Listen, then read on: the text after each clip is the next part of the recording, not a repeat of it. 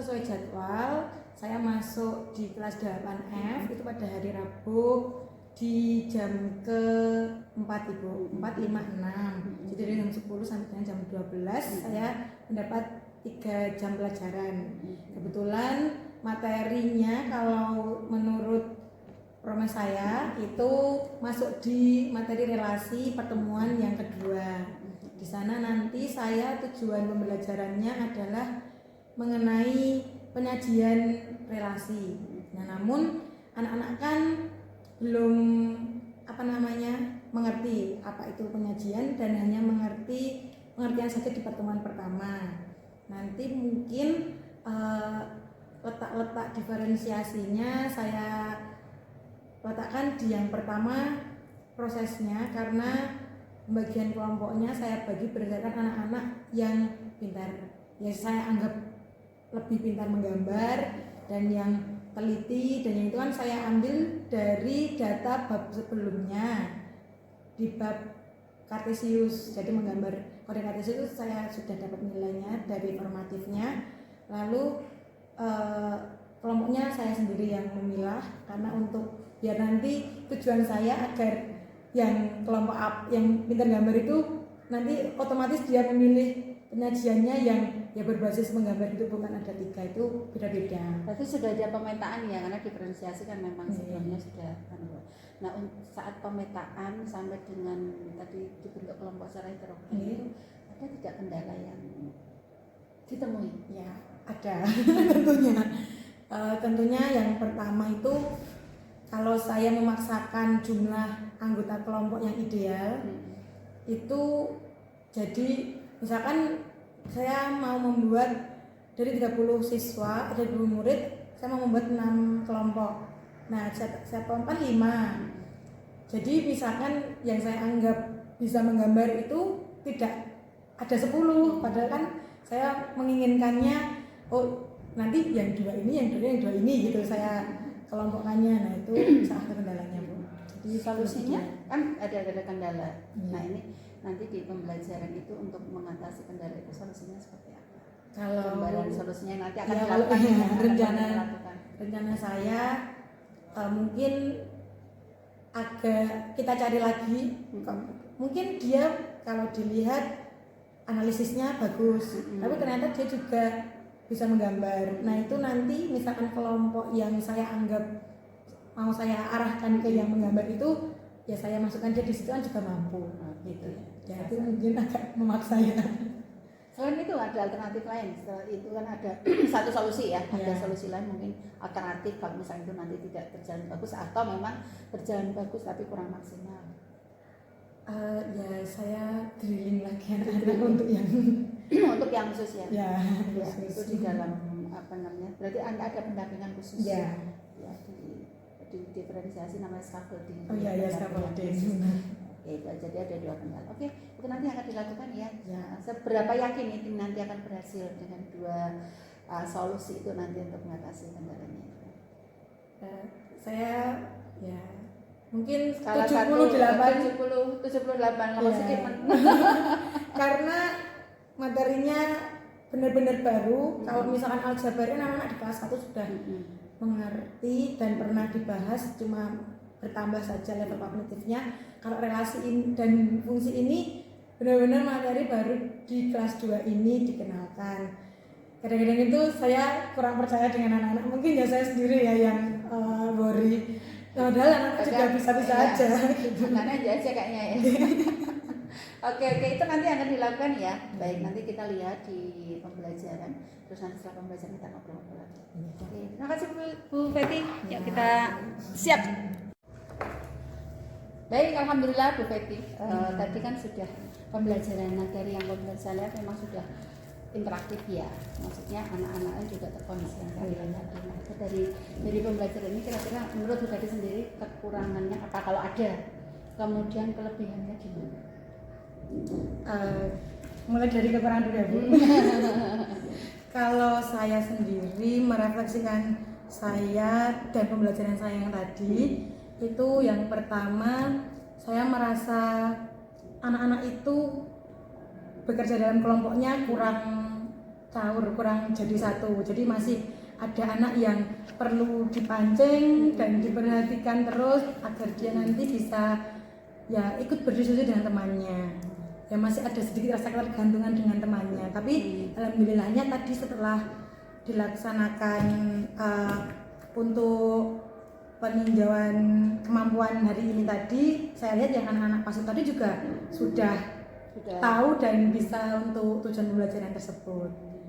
Yang kedua, kalau dari saya mungkin persiapan dan juga Persiapan maksudnya gimana? Persiapan itu kayak matematika itu kan ya memang kami juga orang matematika itu, saya tuh ngerasa sendiri ya meskipun kalau dilihat sudah menyenangkan tapi kayak ada kok masih saklek banget, tapi ya gimana ya memang sakleknya di pemahaman atau di penguasaan materinya anak-anak atau di suasana pembelajarannya yang menurut jenengan tadi merasa kok aku masih gitu kurang ya. puas gitu Ya, karena di materinya.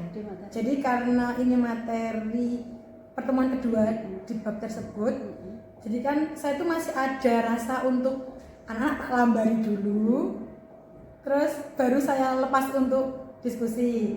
Nah, melambarinya itu tadi kayak setengah-setengah itu loh. Ya tak kasih langsung semi ceramah atau tidak. Nah tadi alhamdulillahnya kan kemarin anak-anak itu sudah saya beri istilah-istilah yang hari ini dipelajari, misalnya relasi, diagram panah kan mereka belum tahu. Saya bebaskan cari internet di rumah dulu karena di sini tidak ada sumber belajar di ini ya. Iya. Ada. Nah, tapi ada anak yang tidak memiliki handphone, mencarinya di buku masih ada juga.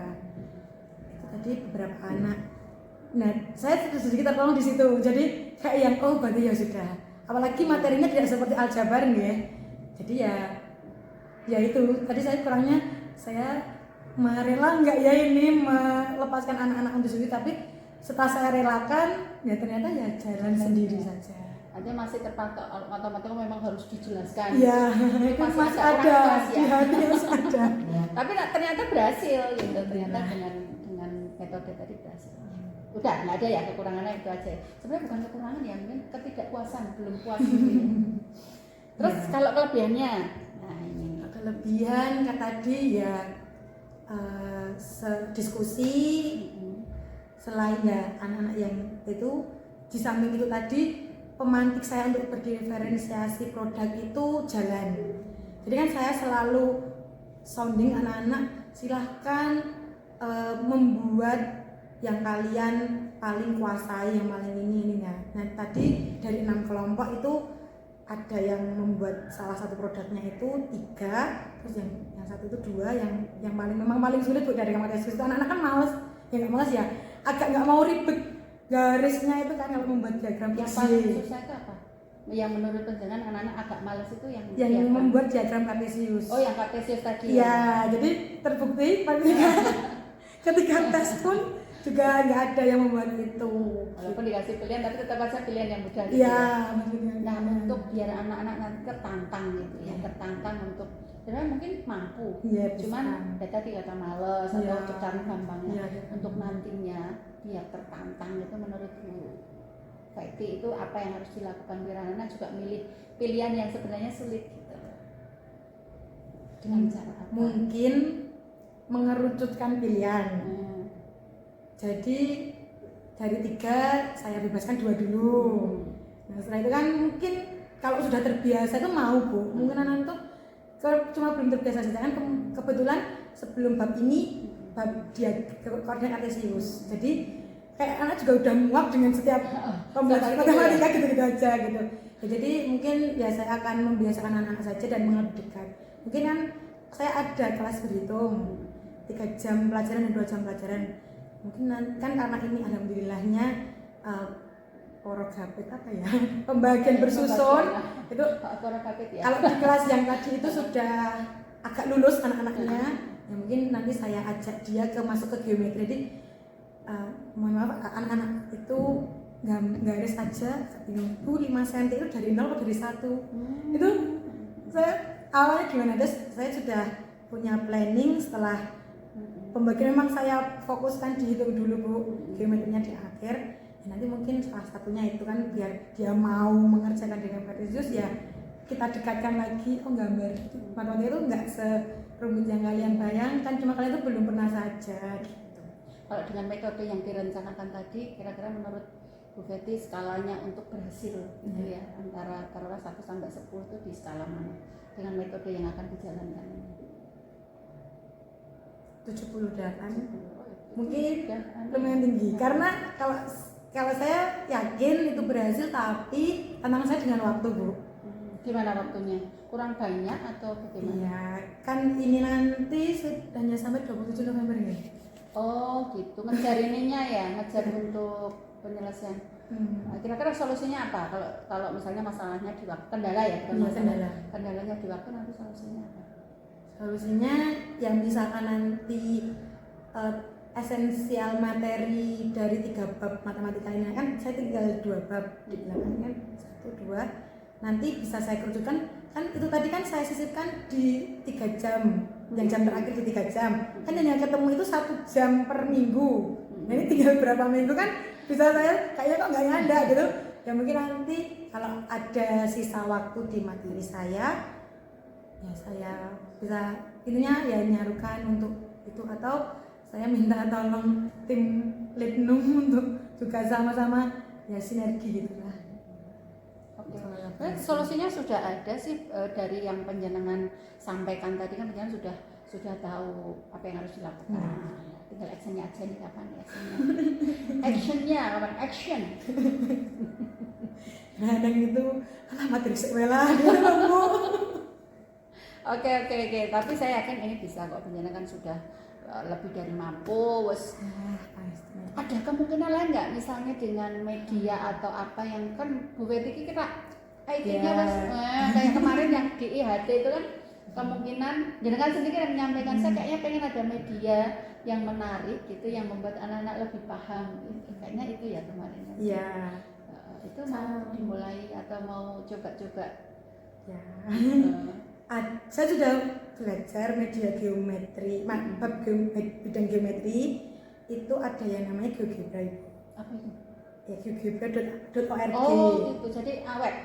Iya, ada aplikasi, ada masih versi yang web. Ada aplikasi yang memang untuk pembelajaran matematika gitu maksudnya. GeoGebra itu fokus di bangun dan yaitu. Jadi nanti kalau kita ke GeoGebra.org itu kita ditampilkan pertama kali disambut dengan diagram Cartesius.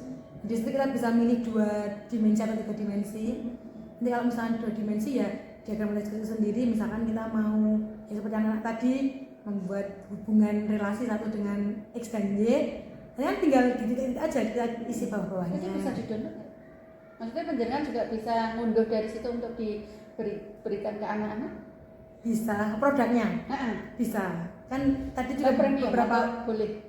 Free. Tapi kalau premium itu ada advantage-nya dulu lagi, tapi saya juga enggak nyobain. Udah yang free aja udah cukup ya? Iya, karena ya? web.